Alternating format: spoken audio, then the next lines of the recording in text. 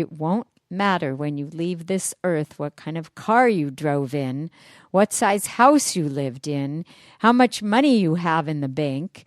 What will matter is that you made a difference in the life of another human being.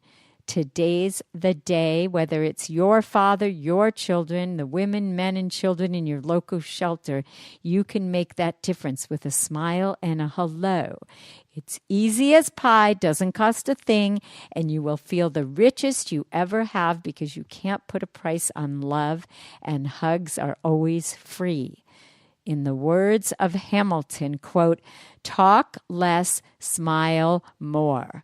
A great goal to aspire to, especially where words are constantly used as weapons and we often stick our foot in our mouth or speak before we think.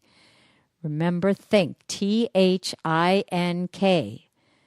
Before you speak, ask yourself, is what I'm about to say thoughtful, helpful, intelligent, necessary, and kind? Because words can't be taken back once they leave your lips, despite heartfelt apologies.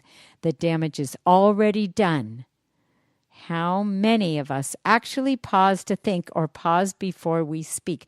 We're a society that blurts out our first thought, never considering the power words have to destroy a human being's value, esteem, sense of worth, dignity, and essence. Hamilton put it mildly with the words, quote, "Fools who run off their mouths end up dead." And it's actually the recipients of those fools that end up dead emotionally, spiritually, mentally, and psychologically.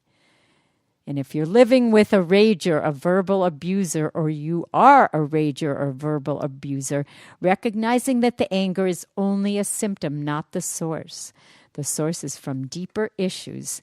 And if the rager, verbal abuser, isn't in touch or doesn't want to become enlightened in this area or has the courage or chutzpah to look at their childhood traumas, they'll continue to rage and abuse ad infinitum.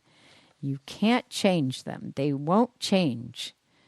There is hope, though, if you are a rager or verbal abuser, whether a father or you want to become a father, it behooves you to get help.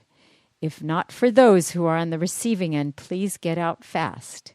And if you can't pull yourself away totally, then please learn how to protect yourself by setting boundaries. You don't deserve to be around shooting arrows or be someone's punching bag, even if they do bring home the bacon or have fathered your children. And it's those children who suffer the most from the verbal and emotional abuse, since when they experience the raging or verbal tirades to themselves or others in the household, it's a trauma for them, and they become subject to not only PTSD, but depression, addiction, violence, low self-worth, and can become abusers themselves. So setting boundaries is not only a gift you give yourself, but all those you love who may be in the presence of the perpetrator. I reiterate, 1, start by writing out for clarity purposes what you will and will not tolerate, what's acceptable and unacceptable behavior in your presence. For example, raised voices, yelling, the silent treatment, name-calling, mean language, attacking, blaming, shaming, accusations. 2, speak low, slow, cool, calm, and collected when you reveal what the boundary is. 3, let the violator know that if he or she crosses the line, you'll leave for a period of time. You will separate yourself from the onslaught. 4, don't wait until it's gone on for more than a second. You can tell when the demeanor, the body language, the tone changes. You already know when that person is about to go off, so don't wait until words are spewing forth, because by then the damage is already done, no matter how much you profess. It doesn't matter. Sticks and stones can break your bones, but words will never hurt you. That's just your denial, which, by the way, is part of the abused spouse, child, sister, brother, coworker syndrome. In fact, if you weren't being abused, you wouldn't be in denial. You would admit it and be gone. 5, make sure you follow through with the repercussions and ramifications, remembering that a man or woman reaps what he or she sows. and you're in fact helping the abuser by setting boundaries. If you continue to allow the abusive behavior, you're co-signing and enabling the perpetrator. And think of it this way: verbal abuse is a crime. So you're in fact taking the moral and ethical road because you're not tolerating crime or violence. Verbal abuse is a violent act. In some areas, it's already a crime. Hopefully, it will become a crime everywhere in my lifetime. And until the abuser gets jail time and is put behind bars to protect himself and the rest of the universe, you'll have to put up your own bars around you. Put up bars around yourself, your children, and your loved ones by getting out of harm's way. It's easy to toss off verbal abuse because, they're just words. I mean, where's the black and blue marks? Where's the blood, the cuts, the wounds?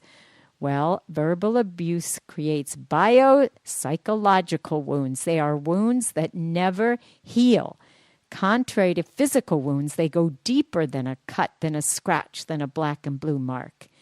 Shaming, which results when you're teased or taunted or put down, degraded, debased, they cause inflammation and dis-ease in your body. You can get not only depression and mental disorders, but you can get cancer and autoimmune deficiency disorders. Your brain will release chemicals that cause irreparable bodily harm, let alone emotional and psychological distress. It's a fate worse than death. So yes, quote, fools who run off their mouths end up causing death.